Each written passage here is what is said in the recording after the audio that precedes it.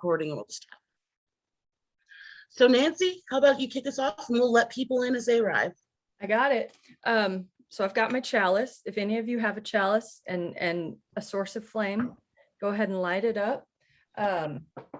I am going to start us, perhaps egotistically, with a reading of my own work. Yay. This wonderful little text, To Wake to Rise, which was edited by our amazing colleague, Bill Sinkford. And this is a piece I have in there called More Love. Bear with me, it's slightly long because I have a lot of things to say about more love. I'm going to invite the rest of you to mute just for this one particular centering. Thanks. Our words come from me. We gather in community every Sunday in a state of conflict for our very souls. Our souls pulled between expansively hopeful and restrictively confined.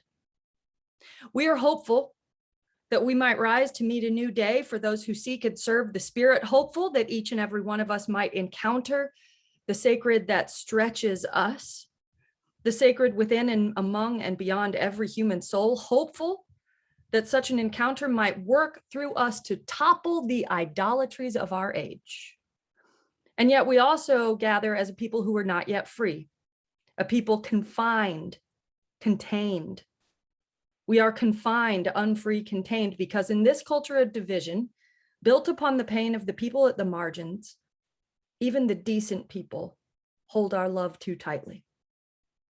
We put it in boxes, prefacing it with qualifications. I will love you if, I will see you if, I will bear the truth of my soul alongside you if and only if you agree with me, you look like me, you stand like me, you think like me, you act like me, you sing like me, you wear your gender on your sleeve and produce it upon demand.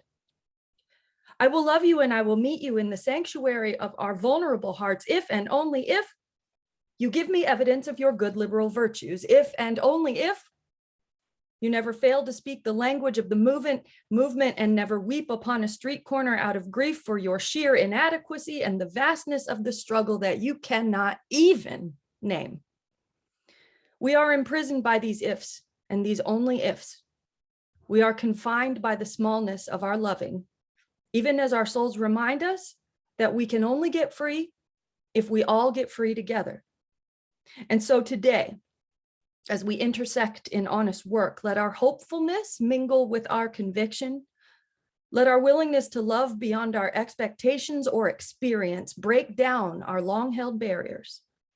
Let our willingness to be honest about the hardest questions open us to new truths.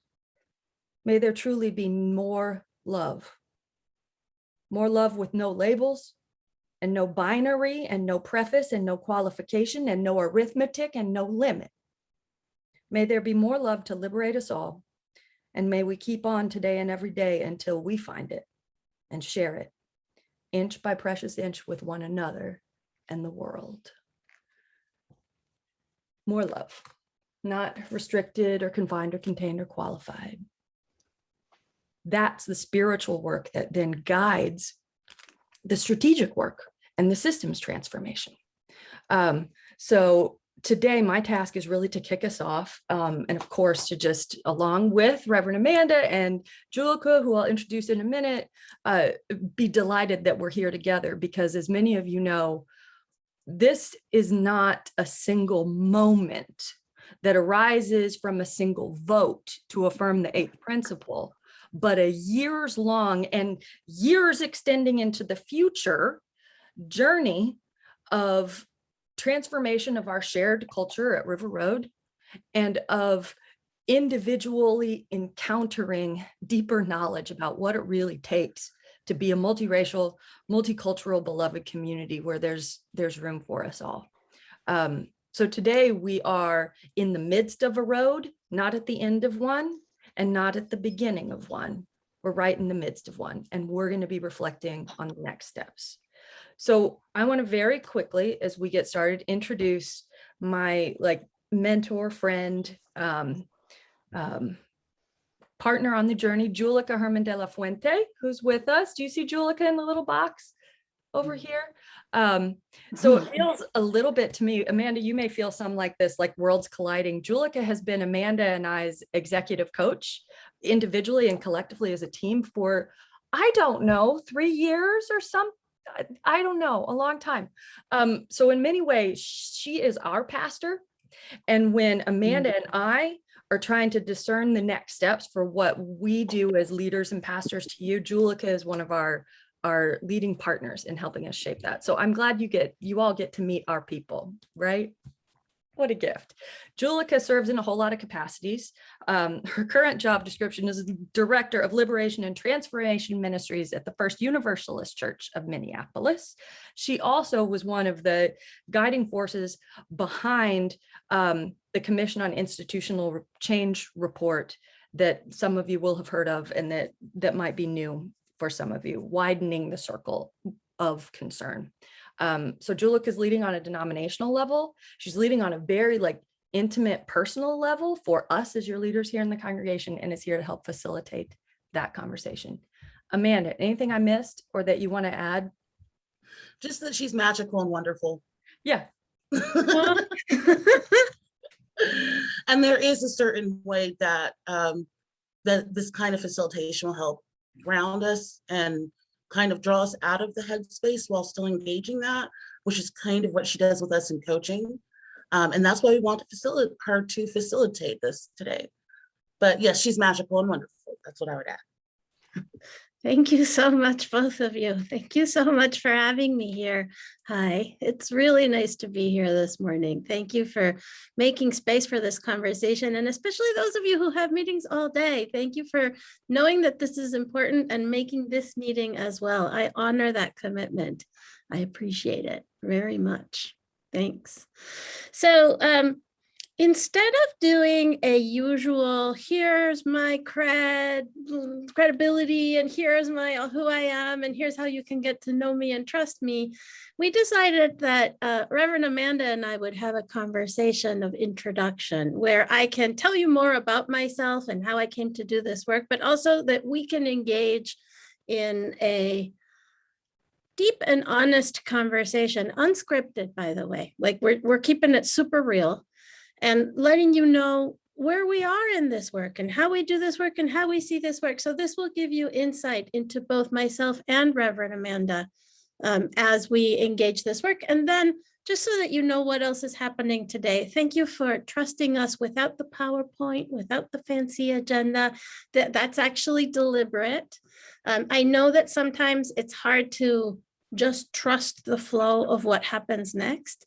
That is in fact part of the work, to trust the process and to just be in a relational space and in a conversation.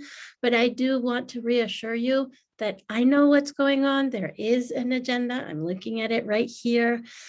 We will have a body break halfway through. And probably the way that it's going to work is, here's how it goes with anti-racism. You have a plan, and then you show up, and then things happen. So our plan is to have a conversation, Amanda and myself, and then I'm going to introduce the Rubric, which is a tool that you probably received when you registered. Thank you. I want to see some more nods. Yes? Okay. We're going to talk a little bit about the Rubric, take a body break, come back in breakout groups to work the Rubric a little bit deeper, and then wrap up with some moving forward and some housekeeping of what happens next. Does that sound good, like a plan? Yeah, okay. All right, so Amanda, you were gonna start me off with one question, and I can't remember what question it was, so ask me the question. Great, because then I wouldn't have anything to ask if you remembered. Well, with the great introduction that Nancy gave and some of the words that you said, we heard some of your titles, and obviously these are titles that deal with anti-racism, anti-racism, multiculturalism, anti-oppression. But I'm wondering if you could tell us a little bit about what this work actually looks like in motion for you and for the people and communities that you work with. Thank you. Yeah. So I will tell a little bit of backstory in order to explain how it is that I got to this moment and this particular type of work. I started doing this work in 1994 when I was a senior in college, and I was hired to be a diversity facilitator for the Office of Orientation. And I had freshman students in orientation coming in and having the "you're not in Kansas anymore, Dorothy" kind of conversation. And it was remarkable because we would have the same conversation with the same exercises and radically different outcomes. So there would be some small groups where people would have epiphanies and opening, and I had never considered my social location. My life has changed. Oh, this is amazing. And then there would be other times when I would watch people build the wall brick by brick. "You can't make me. I refuse to have this conversation with you." And I'm thinking, I'm the same person. I'm doing the same things. I'm literally using the same words. What is happening? That started me on a academic and personal quest to figure this out. So I went to graduate school. I became a consultant. I'm not going to review my entire last 30 years, but I think what's important for me to name here of how I came to this work is that when I was started doing the work, I got trained to doing the work by, I was shaken awake myself. I'm a Mexican immigrant and I am white presenting. So I have very interesting bridge identities instead of clear box identities. And so I'm bisexual, but I'm married to a man. So I'm completely bicultural and bilingual. You wouldn't know necessarily that I'm a Mexican immigrant unless you've been to Mexico City, and then you would probably recognize that I look similar to a lot of people in Mexico. But it's not the stereotype that people have of Latinx people here in the United States. Anyway, the way I got trained was by shaking people awake. You don't know what it's like to be me. Wake up to your privilege. Wake up. And that suited me back then because I was pretty angry that people were treating me the way that they were treating me. But eventually I got to the place of, this is not helping. This is not actually working. And I think this is part of why some people are creating these walls and putting up these bricks, because learning through shame and guilt is strong. Like, it will work, but it won't work. Like, it won't actually land and it won't stay. And that was very powerful for me. And so where I am now, through many different parts of my professional transition, is in a place of understanding that we need to do this work centered around faith formation. How we understand our values and our faith and our very selves informs how we do anti-racism work. And not only that, but I think that we've gotten a little bit stuck in individual demonstration of virtue. I am a good person. I am not racist. Here are my credentials. Here's how I demonstrate for those of us who have privilege that my privilege has not made me a terrible person. Instead of looking at the systems, instead of looking at the processes and the ways that institutions hold us in place through the status quo, with no ill intention at all. But also, like, over the past 60 years, as we have done this work, we have centered the lived experience of people of color, which I think is really important. But then we've also sometimes put them on pedestals, and we have asked them to do all the work for us, as opposed to doing all the work of all together and separately in caucus space, recognizing that people of color, we have some work that we need to do, our own development, and we're too busy taking care of the white people and teaching the white people to even figure out where we're at. Anyway, I'm going to stop now and let you react, because that was more soapboxy than I intended. Oh, you're muted. Oh, wow. It's never me who's muted. No, that was wonderful. And I think there's some things that you touched on that I think we're really in that moment here at River Road. One of the things you said was faith formation. And so, and this is from my perspective, and I know everybody has different ways they're entering into this, but my experience of River Road is that we're very active and competent. You know, there's always a lot going on in our programming, the way that we do worship together, just who we are in the world. We have a really large footprint as a congregation.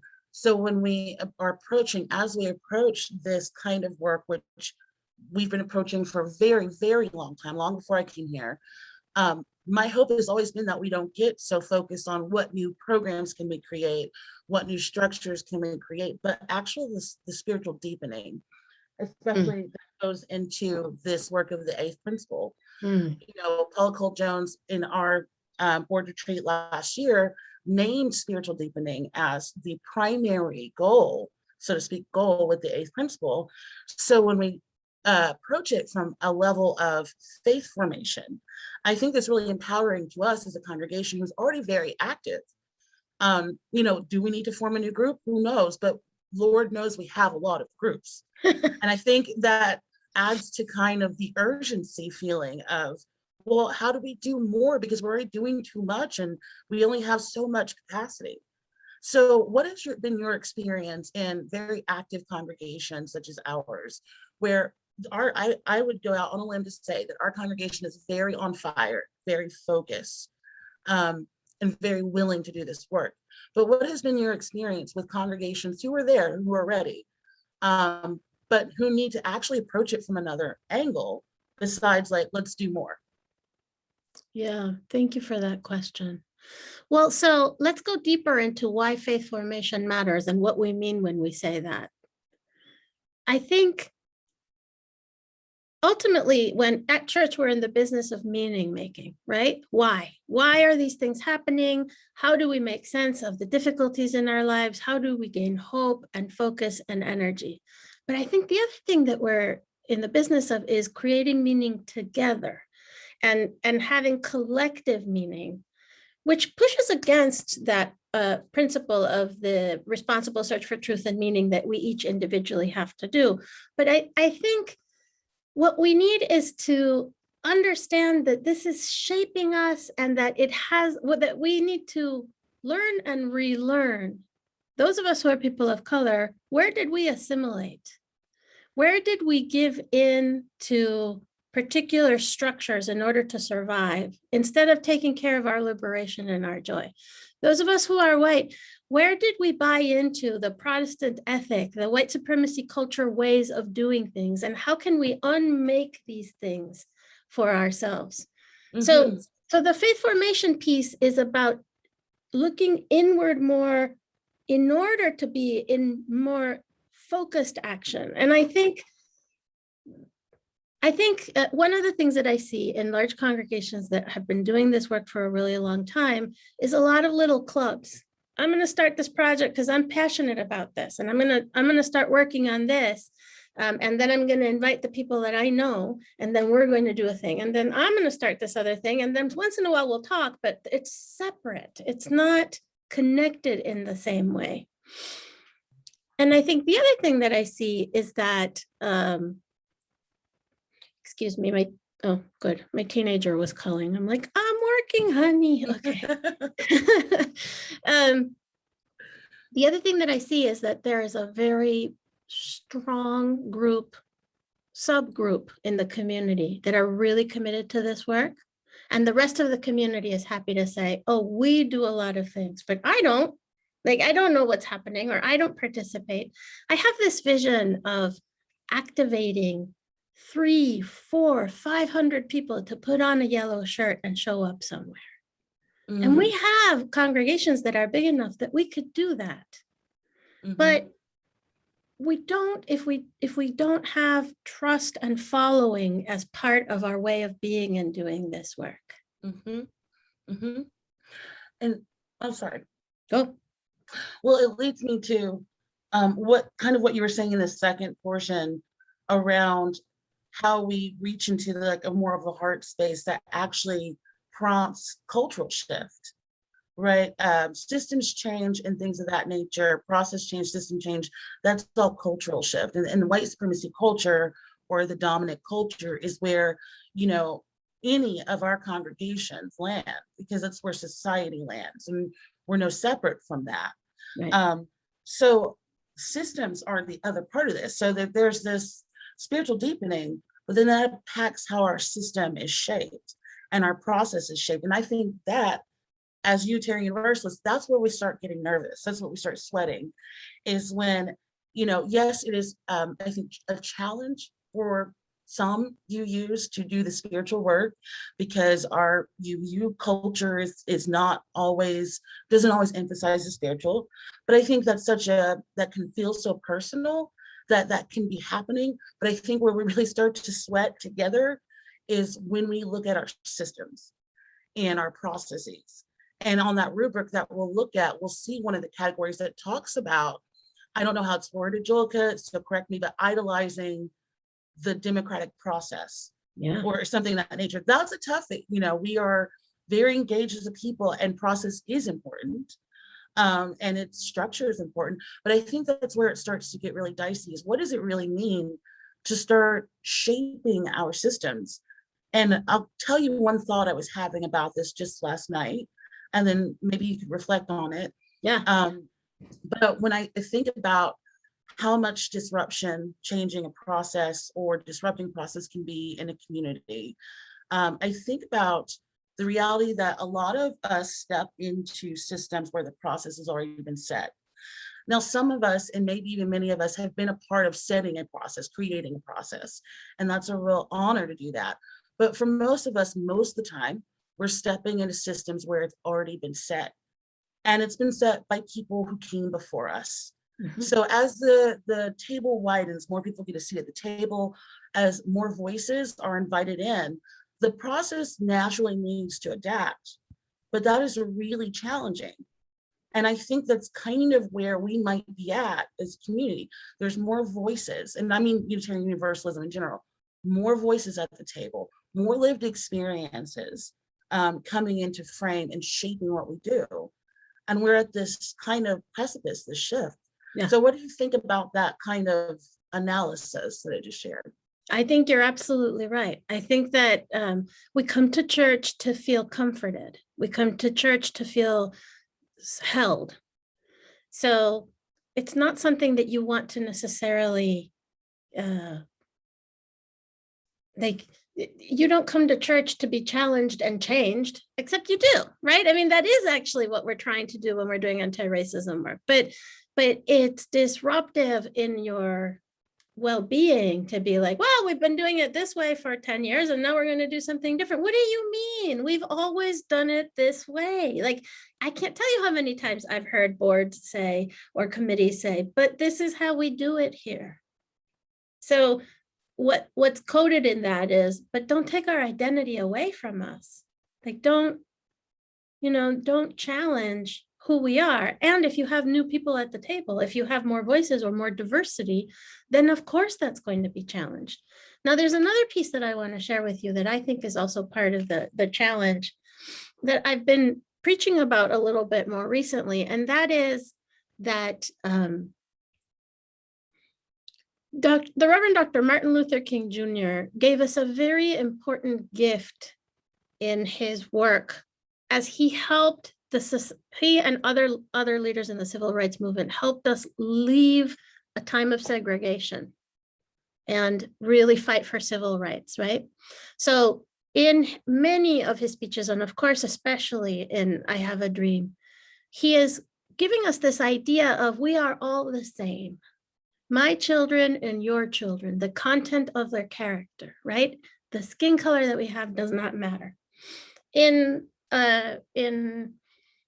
using the language of the intercultural development theory, the IDI, that is a message of minimization. We are minimizing the difference between white people and people of color.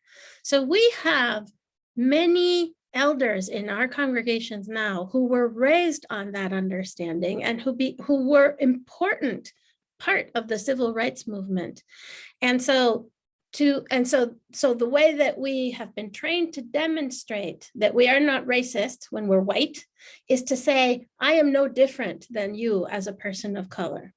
So when I come to the table as a Mexican immigrant and I say, actually, I'm very different, because even though my parents went to college, they didn't go to college in this country. And I don't know this college system. And I don't know, and I had to navigate certain things that other people who have historically had gone to college and their families for generations did not, that power differentiation makes people uncomfortable because we are challenging the minimization that we were trained is good anti-racist behavior.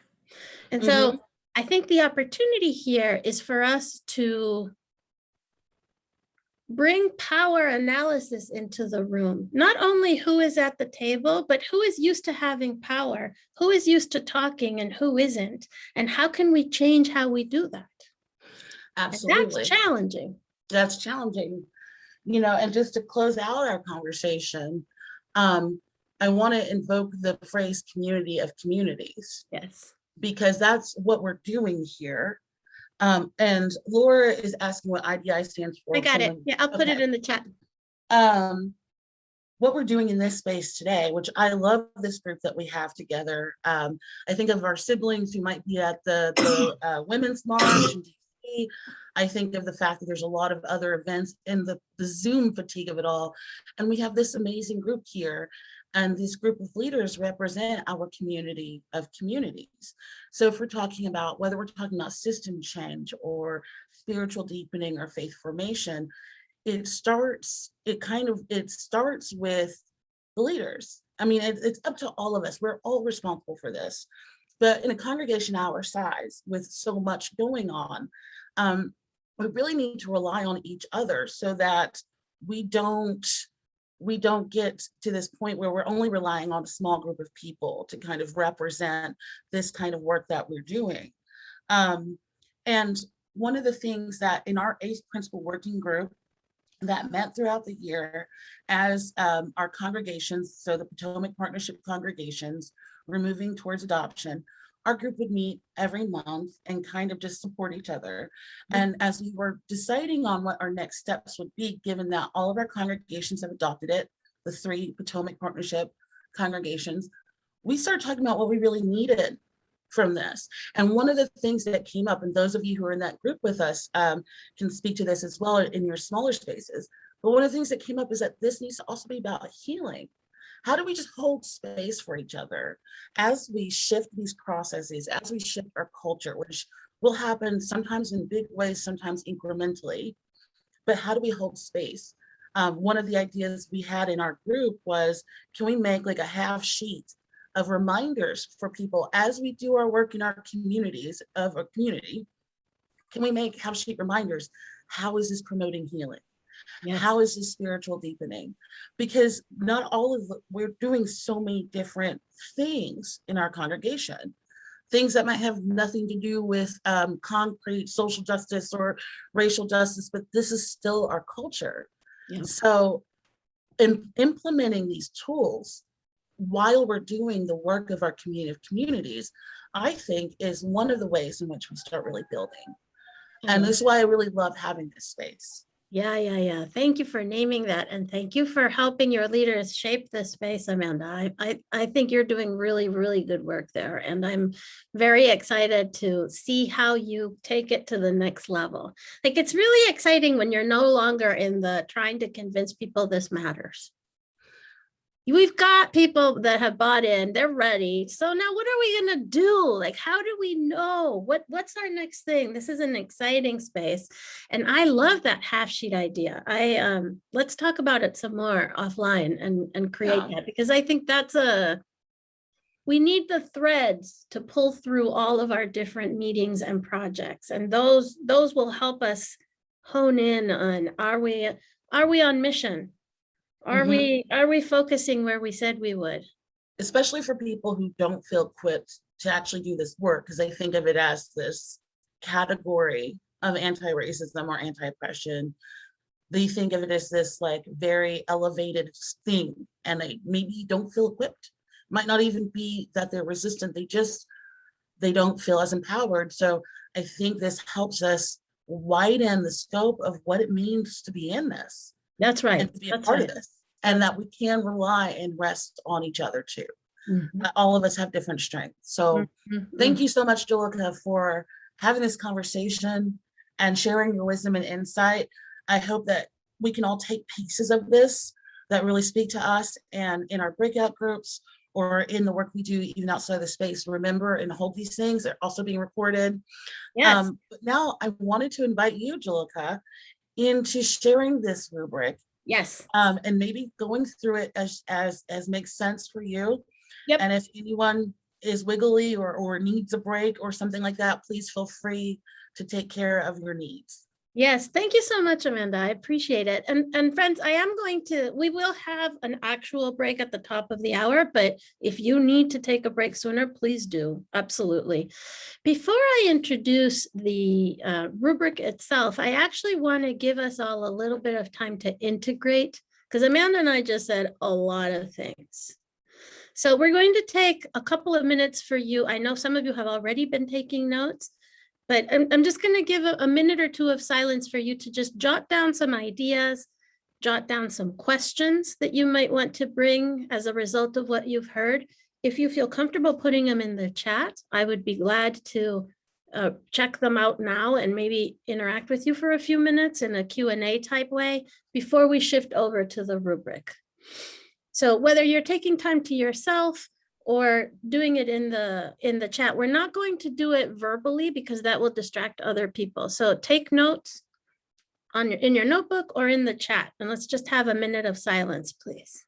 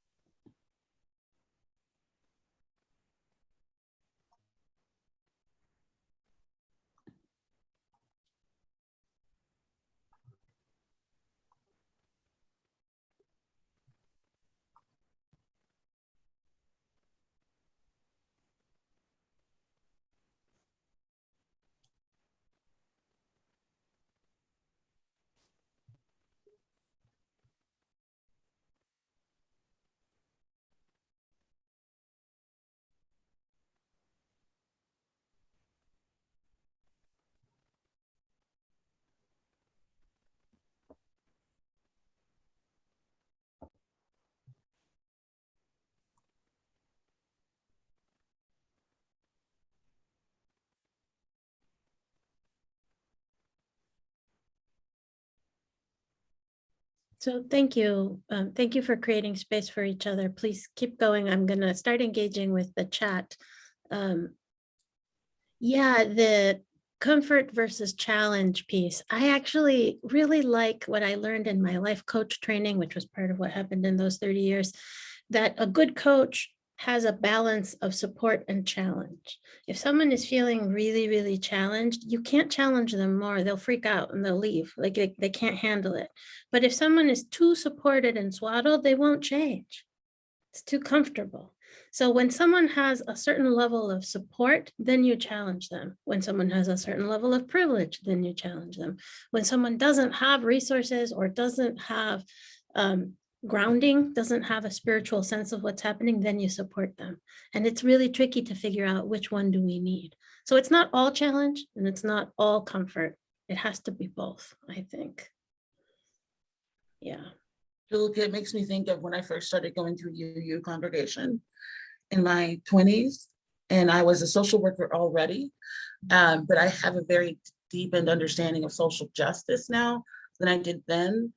And I needed to kind of have that space of just being comforted and just being able to fully show up in a congregation.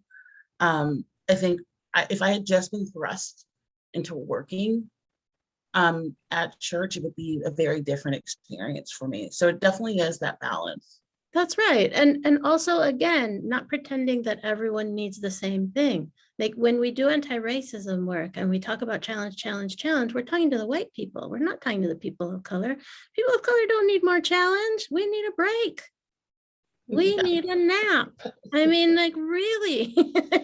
And so who are we talking to and who are we serving is part of the work that we need to start claiming for ourselves as people of color and say, yeah, please go do that challenging work and come back later, because I'm going to go do this other thing to sustain myself, to be able to stay in this system.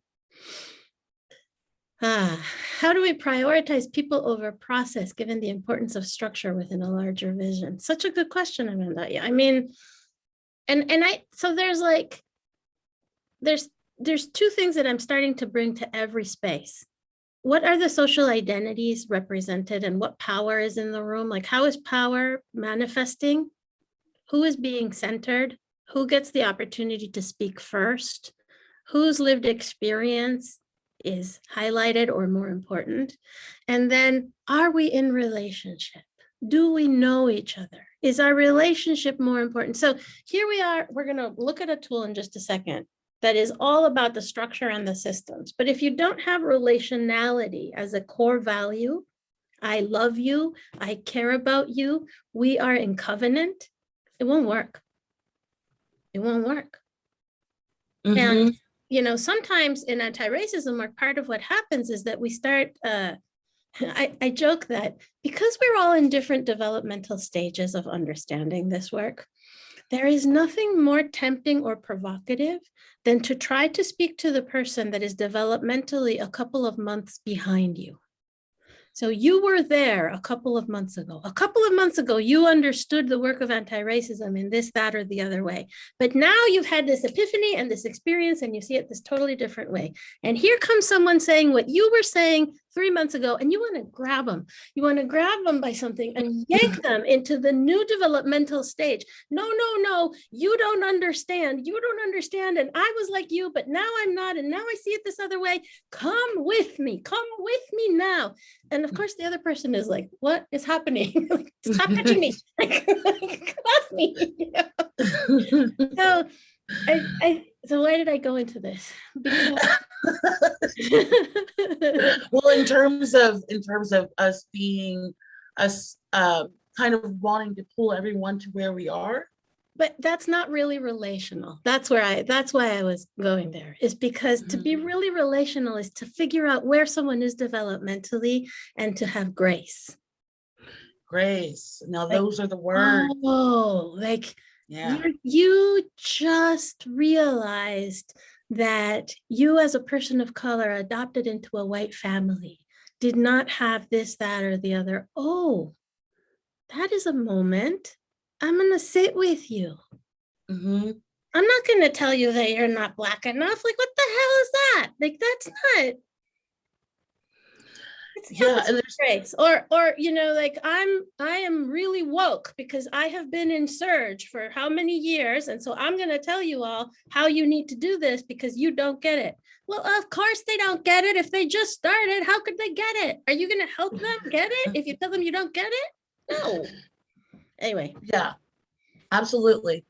Yeah, that's such a good point. I mean, especially in movement spaces, whether it's you know, faith-based spaces or not, I think there is this like elevation of the very academic, nuanced analysis, the correct lingo, that when I feel like when we expand our communities, we get into the world, we can't expect everyone to be using the right phrase or have the, you know, right academic analysis.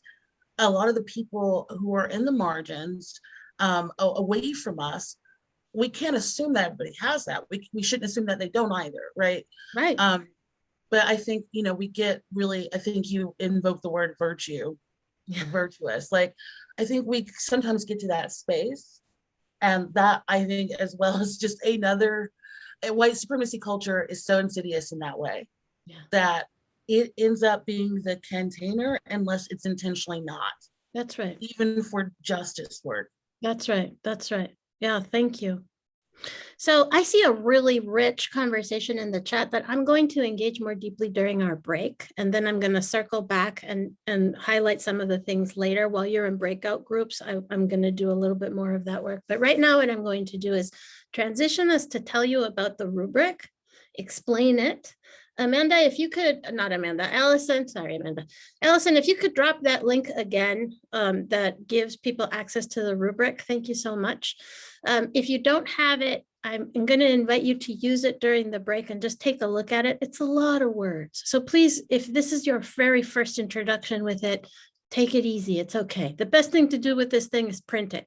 Have it printed out. Yeah, thank you. I see that some of you have it. That's great, because it is really a lot of words. And I will explain to you how I usually use it. We're not going to use it the way I usually use it today, but I'm going to tell you how so that you can use it that way later if you choose to work with it further.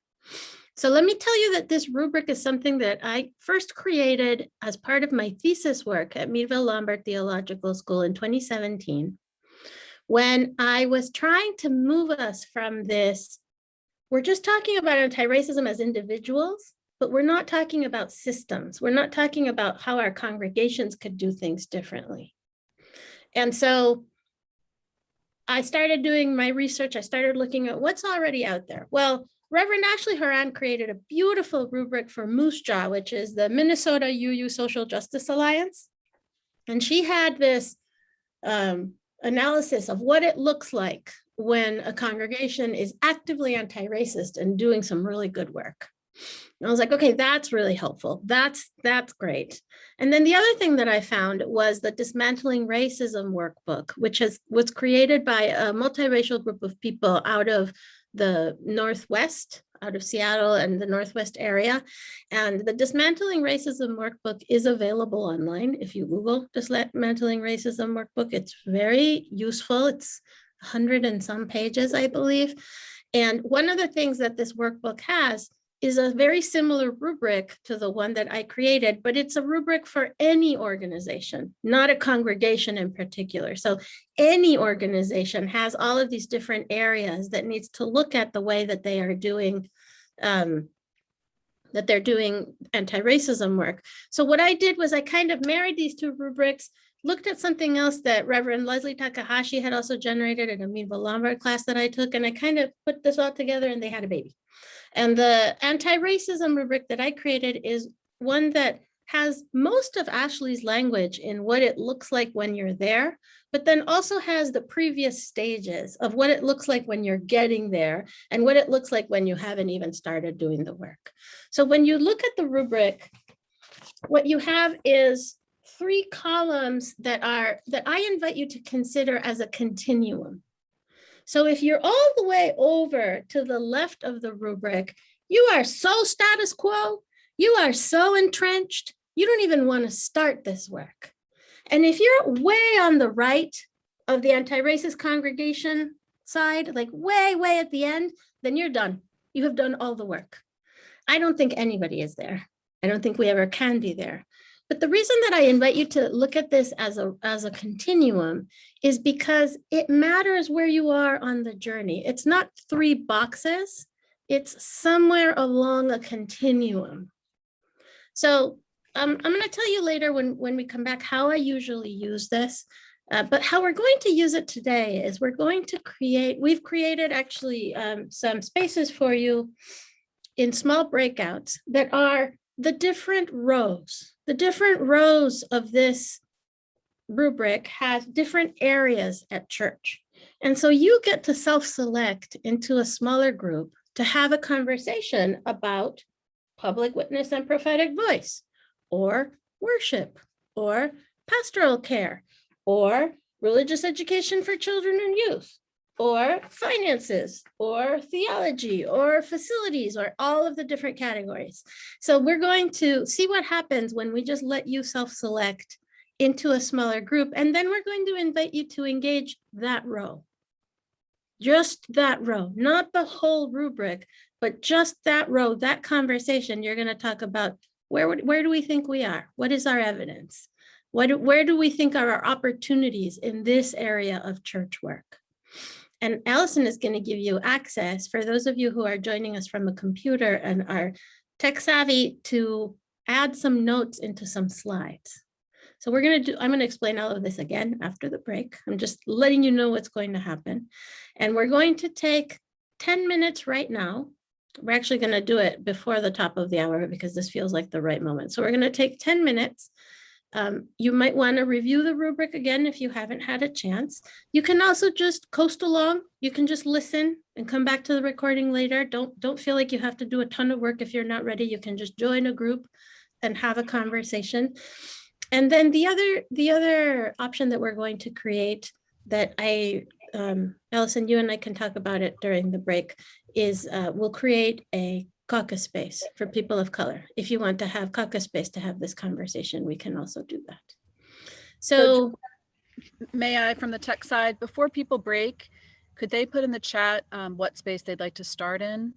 Oh, that's a really good idea. And then we can just drop them in. Yes. Thank you, Allison. I was going to let them self-select afterwards, but this way we can actually start creating the groups. So please note in the chat what area of conversation according to the rubric you would like to have. And I will type the rubric categories in a second for those of you who are on the phone and cannot see the rubric right now, to make sure that we are as inclusive as possible. Should we also name if we want to caucus or not? I don't know how we'll decide if we want to do like a BIPOC caucus or not. Well, we're going to create a caucus space, and if you want a caucus, go to the caucus space. So that's how we know. All right, friends, let's take a 10-minute break. I'll see you at 2 minutes after the hour, and we will resume.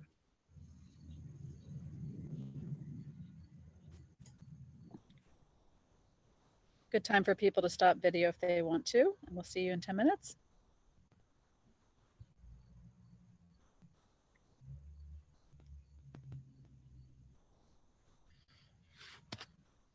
Allison, do you want me to do the breakouts? The only reason I might want someone else to do them is I now see that it's breakout time, that my particular interface is limited, so I can't name them. Yeah, let me. Can I make you the host? Yeah, make me the host so that I have that capacity, please. Thank you so much. Thank you. I was all geared up to do it until it was time. Oh, it's all good. Thank you. And then Julica, once you're the host, can you just make me a co-host so I can help in some ways? Yes, I will. Right. No, I just have to. Yeah, I'm gonna make you the host right here.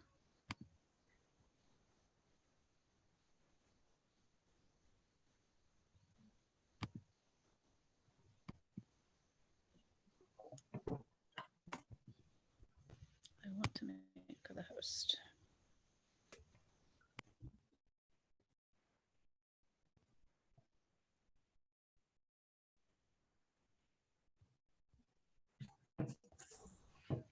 Okay, you are the host, and if you want to make me a co-host, I can help, like let someone back in from the waiting room if someone gets knocked out. I think I just did. You did, thank you. Okay, awesome. So I'm going to focus on creating these groups now.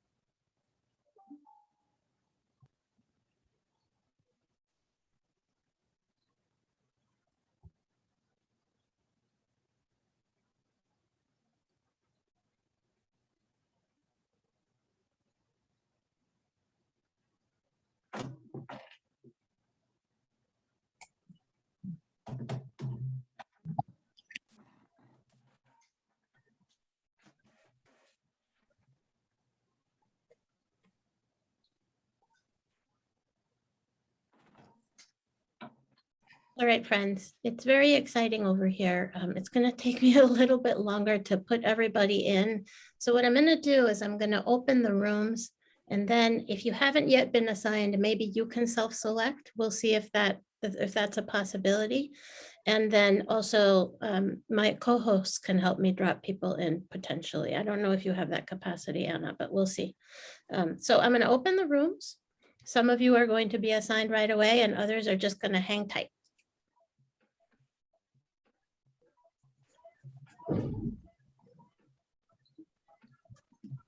All right, so.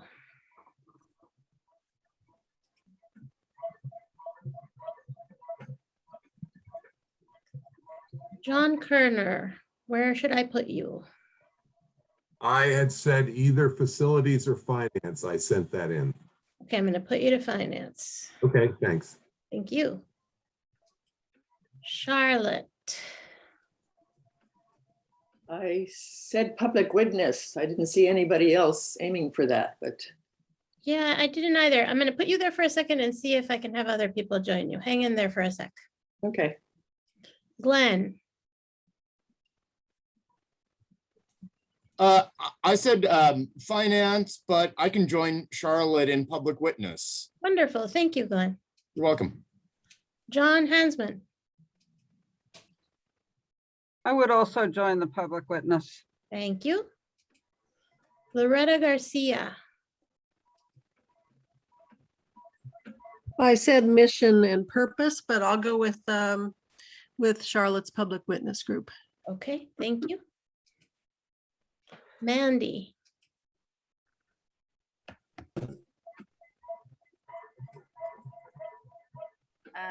So welcome or? Yep, great, thank you. Marjorie? I'll get with public witness. Very good. Anna?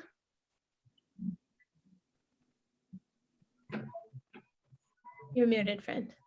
I can go to the caucus if it exists, and I can self-select, Julica. Okay, great. Thank you. Mhm. Susan. Subernet, membership, please. Membership, very good.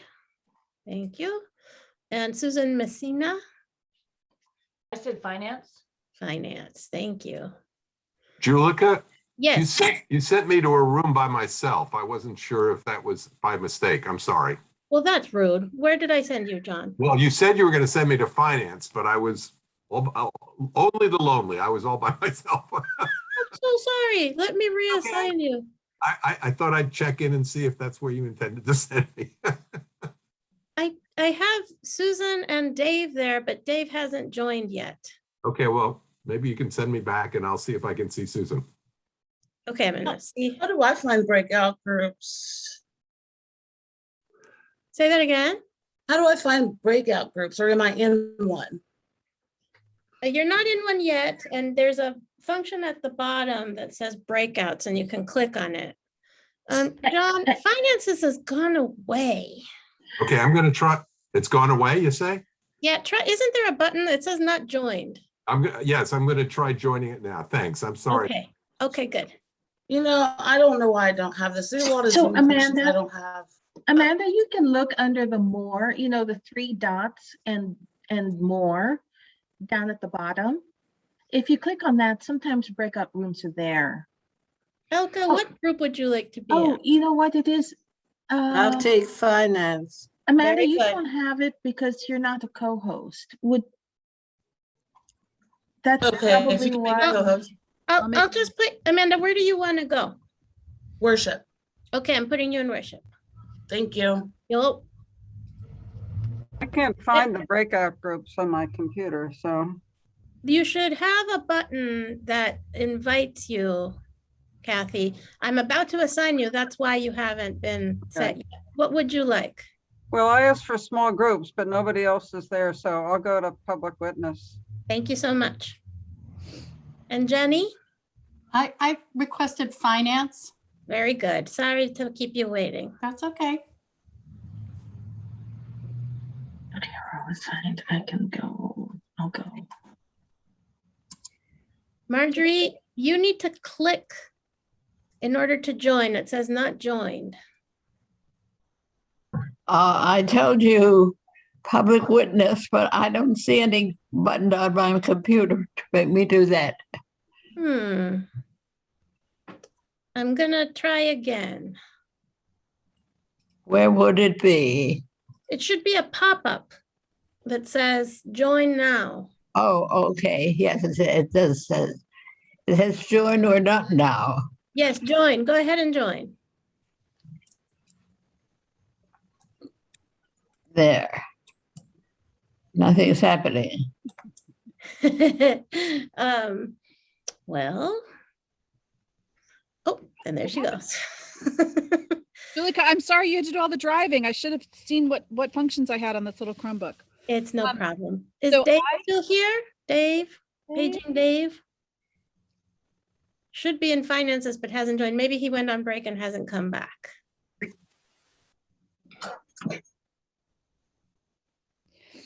Julica, are you able to post, or maybe we don't care, the capture sheet? I hadn't dropped it in the chat yet. Is that something you can send to all rooms? Yes. If you I believe if we send it to everyone, they will still get it. I forgot to give them instructions. I was so focused on getting them there. Hopefully they heard it the first time and they're figuring it out. Can you drop in on the groups and see if they need help, Anna, and just sort of like see if the conversation is going well? Sure. Thank you. So I guess I'll just start at the top. Yeah. Okay. Thank you.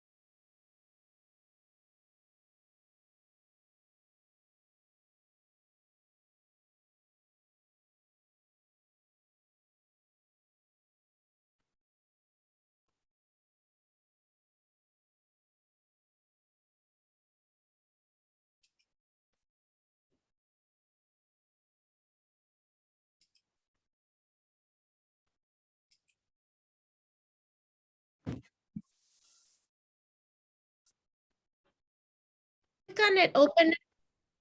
Oh, thank you for restarting the recording again, whoever that was. I appreciate. Thank you, John. Do you see at the bottom of the chat, here is the link to the Google Slides for you to capture notes and then a link? No. Do you see that? No. Okay. But I see it earlier in the chat. I'm gonna do it again. And what I'm gonna ask you to do is click on it and open it, but don't do it right now. Go back later and capture your notes later so that we can focus on wrapping up our conversation. Fair? Yeah. Okay. Now do you see it? Yes. Okay, so this is just a place where we can all collect according to topic. If you need to create more than one slide because there are too many things, I trust you all. If you are not very savvy with Google Slides, don't touch it. Talk to someone in your group and let them help you capture your notes, okay? Because one time I had a group of colleagues and I created a Google Doc and we were all sharing it, and then one person deleted the whole thing. It was really exciting and we could not recover it. So that's the danger with shared documents. But anyway, so we have 30 minutes left to do the third part of a good anti-racism conversation, in my opinion, has a what, so what, and now what. hopefully your breakout conversation was the so what, like what is happening here and why do we care and where do we want to be and what is possible next. I think I would like to start off this last conversation about now what by telling you how I usually use the rubric, so that if you choose to use this in the larger congregation, you can do that. I am going to send a document to Reverend Amanda and Joan and Allison, who have been coordinating here with me. And it's a description that captures most of what I'm about to say about how to use this rubric. So it is already captured somewhere. But basically, what I do is I invite a group of people into a room. It can be done in Zoom, but it's much better in person. So if you can wait until the surge has gone down a little bit, this is long haul work. Don't worry, if you get to it in November or in February, all is well. This is work that will always be there waiting for us. What I do is I make a copy of the rubric for each person that is coming. And then I go to the copy machine and I blow this up to an 11 by 17, just a little bit bigger. One blown up copy. I put the blown up copy, as a matter of fact, I just did this. I'm going to show you what it looks like. I put the blown up copy on the wall. And do you see all the little dots? So what I do is I get the little stickers at Office Max, and each person first puts a sticker along the continuum of each row. So I give each person 30 stickers because there's 15 rows, and they do their assessment individually. And then with the other 15 stickers, they come up to the larger one and they do it collectively. And then, as you can see, you get a scatter plot. You get a like different places where the group thinks you are. Now, in this particular group, I have 4 caucuses. So I actually used the colors purposefully. The 4 caucuses I have are board members who are Black, Indigenous, or people of color, board members who are white, change team, Black, Indigenous, people of color, change team, white. So it's very interesting. Sometimes you can see, like, for the most part, the white people are the blues and the greens. They are rating things higher than the Black, Indigenous, and people of color, which are red and yellow, and are more that way. So you get good data, like say, for example, that you want to do it generationally. You want to ask and see what your youth think. You give them a particular sticker color. And what you want to do is you want to have as many people as possible engage with this tool. Because what I have found is that not only is it a good measurement tool of where are we, it's an educational tool.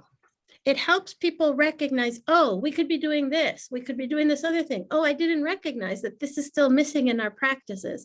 So it broadens the conversation at a congregational level, because you'll notice that there isn't this is a, where are we as a group? Where are our processes as a group? This isn't a conversation about people demonstrating their virtue or their wokeness. That's set aside. We're talking now about why this matters. Now, what's going to happen is when people are in different developmental stages, they're going to say, but I don't want to be separated. Let me share with you a really quick story. I was doing this work with a congregation in Colorado, and I actually got fired. Like they asked me to leave. They said, please don't continue working with us, because I did not think that caucus work would be problematic for people of color.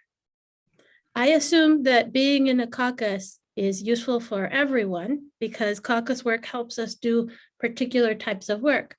But it turns out that there was a group of people of color in this congregation that had fought very hard to be included, very hard to break through segregation. And the idea that they could not participate in a white caucus or that they were going to be set aside felt like segregation to them. It did not feel like it was what they needed. And I have some theories about their identities and why that was happening, but they didn't tell me, so I'm not going to share that part. But it was humbling for me to recognize that I did not meet them where they were developmentally. I did not know what they needed And therefore my consulting was not helpful to them. They're like, no, we don't want to work with you and we don't want to do this because this doesn't feel good.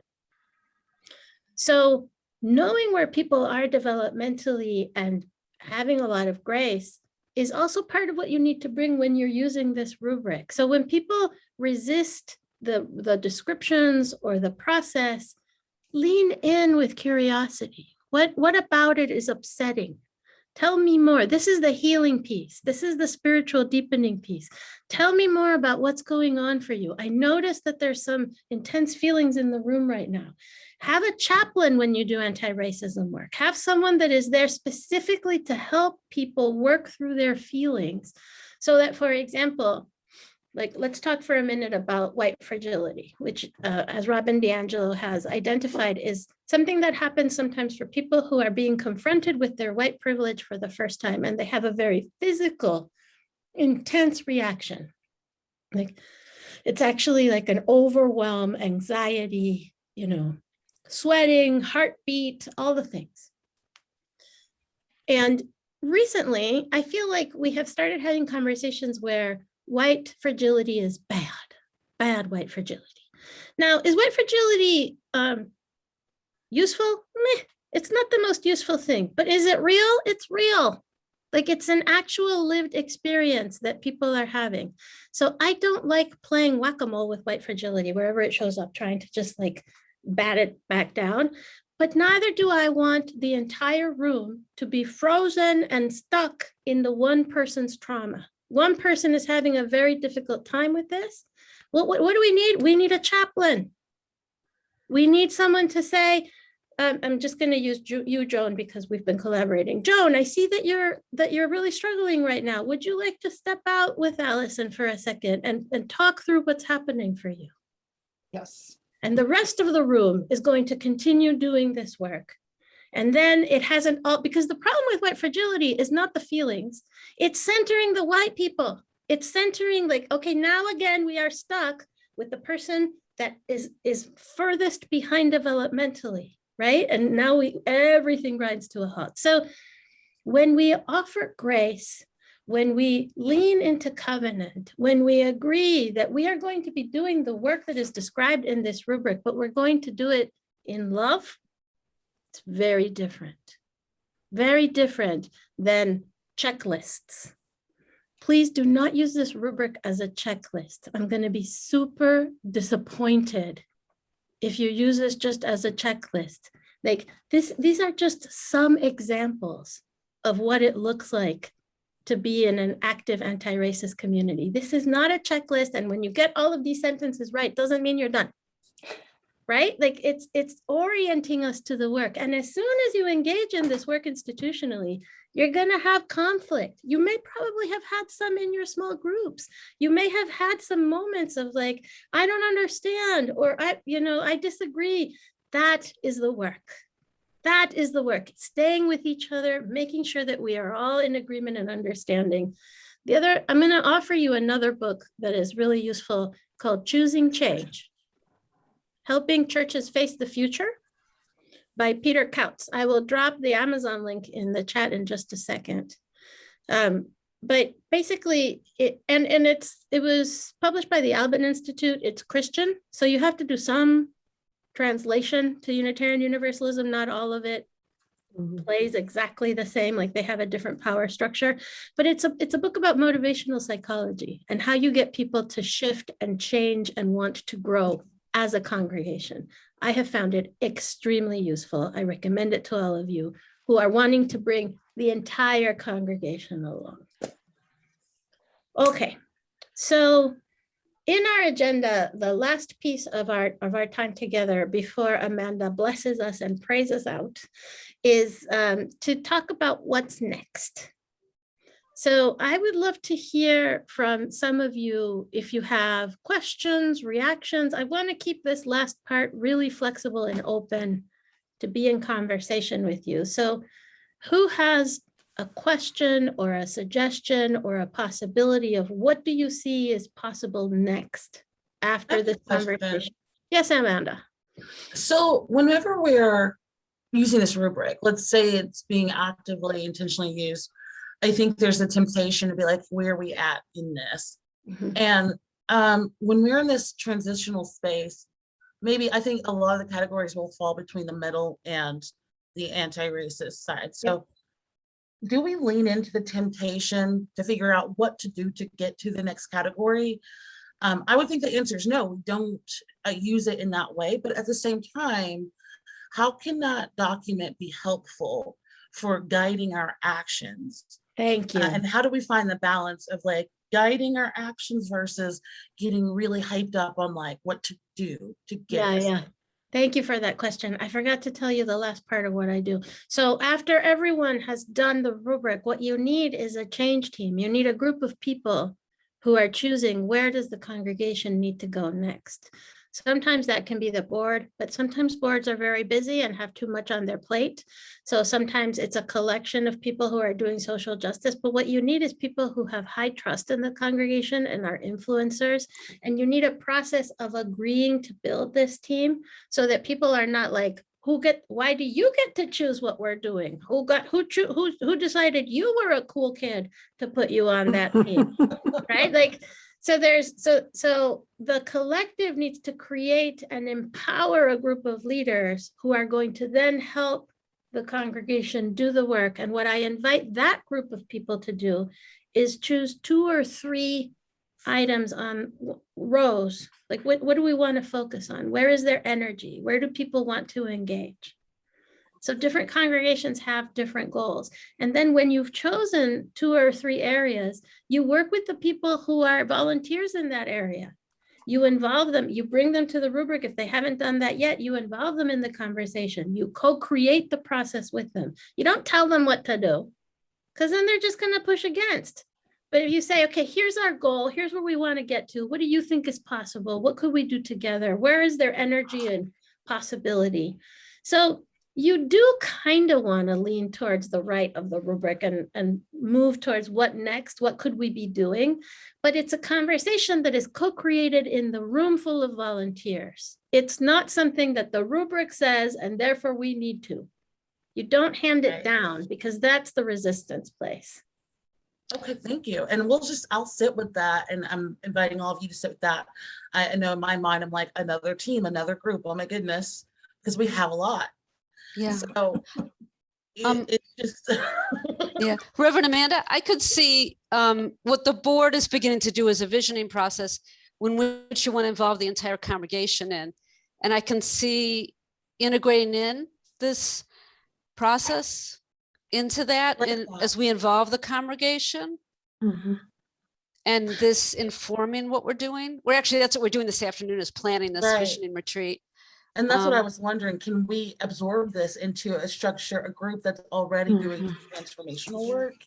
That's fantastic. And let's be in communication, Lisa, because I am going to be helping this congregation, First Universalist of Minneapolis, do their next 5-year visioning. We're going to work with Laura Park from Unity, but we're going to give it an anti-racism spin and probably use this rubric as part of our work. So let's compare notes about what you're doing and what we're doing and what's working and what's not working, so that we can come. That's great. Yeah, that'll really help us a lot. Wherever you can already embed it, if there's already a group of people, do that.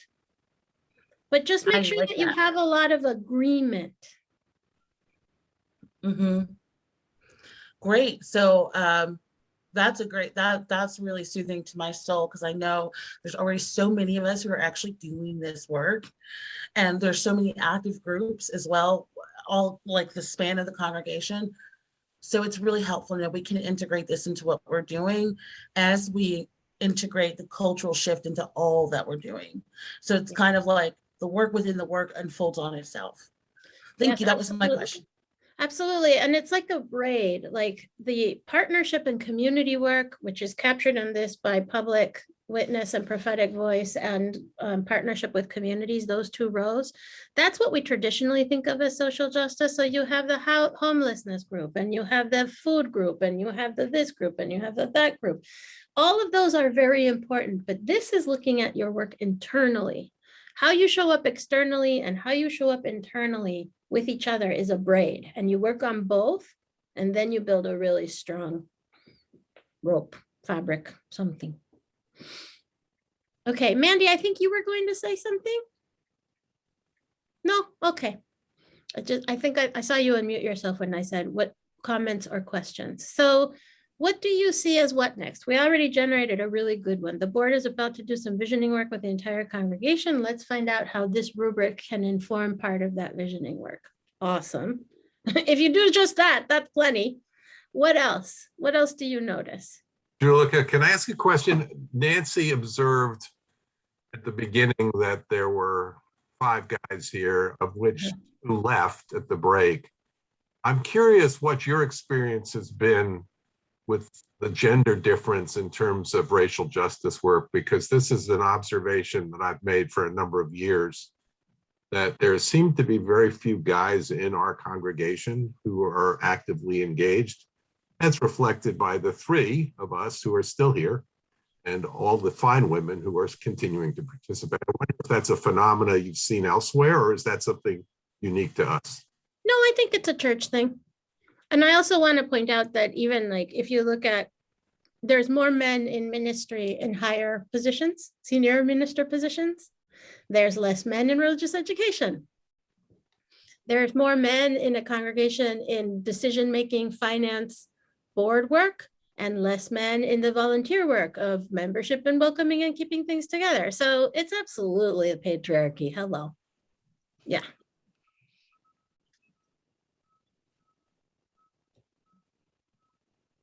Other questions or comments or observations as you have been through this process? One thing that you can use for yourself, take a little piece of paper or notebook and write start, stop, change. What are you going to start doing? What are you going to stop doing? And what are you going to change what you're doing as a result of the conversation today? And if you want to drop that in the chat, that's something that we can share with each other. And I want to give an invitation to the 8th principle reflection group or circle. So we slightly changed the name of it now that we're not a working group. But it's always been open for anyone, but we really want to open it wide. It's still going to be the Potomac Partnership. So we're all doing it together and it's monthly. And it is a space of support, healing, and encouragement as we all go into our different spaces to do this. So like Julica, it made me think of that because she said the stop, start, change. And these are the kind of resources that we need to be bringing into our committees, our teams, et cetera, to like look at how we do our work together. And that's what the 8th principle reflection circle is for, is to talk about how is this feeling this month? Are there places where you can sense change happening, that kind of thing. It's also open for people to drop in. You do not have to be there every month. You do not have to sign up. We can talk about if we're going to record them or not, or record certain sections to send them to folks. But we really want to get away from the idea that there's just a few people doing this, and that, it's really something that we are infusing into the life of our congregation. So you're all welcome, and anyone is welcome to join in. The next one is this week, actually, October 6th at 2 p.m. I know that's a hard time for people if you work during the day, so we can record it and we can talk about other times moving forward, but typically it is a Wednesday. So just let me know if you are interested in joining us, even if it's for one time, and it is to get support as we're out doing this. And it is also, we're joined by Fairfax and Cedar Lane. So just want to make people aware. Great. And as long as we're sharing that, I think maybe this is a good time, Allison, to drop in the survey link that. You read my mind. Okay. Do you want to talk about it? Yeah, I'll just frame it. Members of the L&N team created it. I just turned it into a survey. So I don't want to take any credit for the content. But we really wanted to thank the group of people that assembled today, and we're interested in your ideas about 8th principle work, but also just leadership development in general in the congregations. So you'll see some questions that kind of speak to both. And hopefully it would be less than a 10-minute ask for you to give us your thoughts. It is capturing email addresses because, for instance, one of the questions says, what can you offer to this leadership development work? So it's not anonymous, and hopefully that's okay. And you'll be honest with us, even though it's not anonymous. So I'll put that in the chat now. And also, I think we'll do probably a full follow-up email. Love to get the details again from you, Reverend Amanda, just so we can pitch the Wednesday session. We'll attach the rubric again, because we did send it out just yesterday, but some people may not have had it at their fingertips with the slides and all of that good stuff. Thank you, Allison. We'll send out a follow-up email with everything we can. Wonderful, Joan. Thank you so much for all the organizing work that you've done for this. I really appreciate you. Is this a natural time or completely unnatural time to honor 4 participants with some flowers? Let's honor flowers. Yay. Flowers.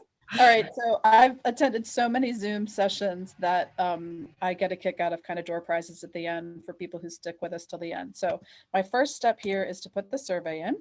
And then the second step, I have all of your names in a little random name generator.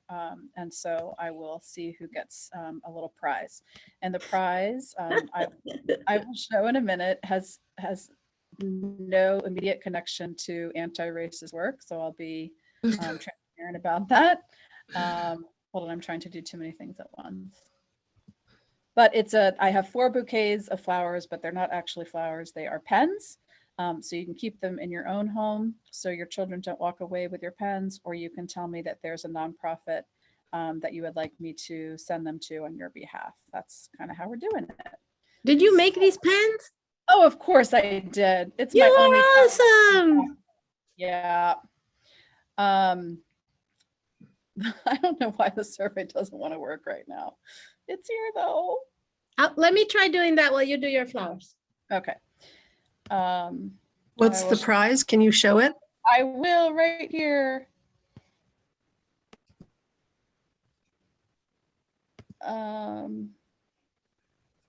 Yes, Zoom, you can have the contents of my screen. Here are my flowers. Where are you? There they are. So they're just little flower bouquets straight from Michael's, but they've got pens on the end. So you can donate them to a school or a nonprofit. It may not be all the COVID safe that it should be, but they're a nice little treat for the front office. So cute.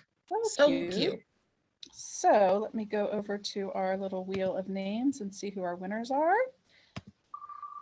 So maybe in the chat. Oh,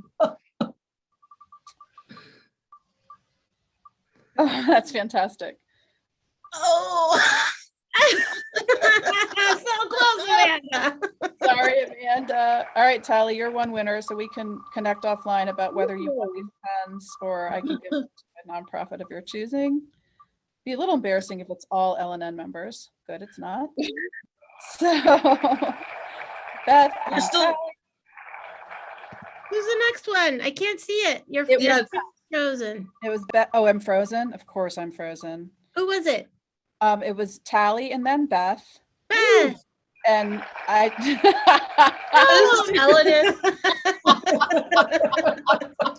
Wait, we might have to rethink this. I included the members because we were all here participating. Of course. So far, 2 of the 4 winners are L&N members. That's funny. You can do it over for me. Woo! Okay, Marjorie, Bravo! Beth, Sally, and What have we won? I'll show you in 1 second, Marjorie.